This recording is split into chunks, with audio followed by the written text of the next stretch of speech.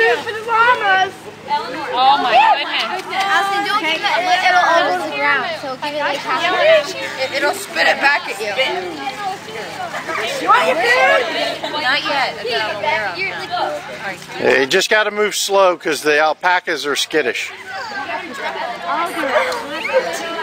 Yeah, the little guys are alpacas. The big one's a llama. Yeah. And what's this guy in this?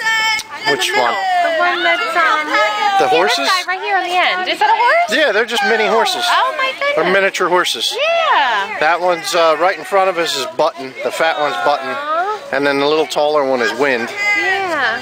And they both came to us from a mini horse rescue. Oh, okay. They were looking for some homes, so that's how we ended up with them.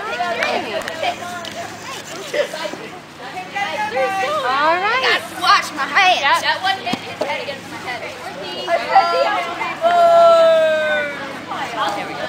Thank you. Come on now. All right, let's go. Come on. Yeah, I saw that.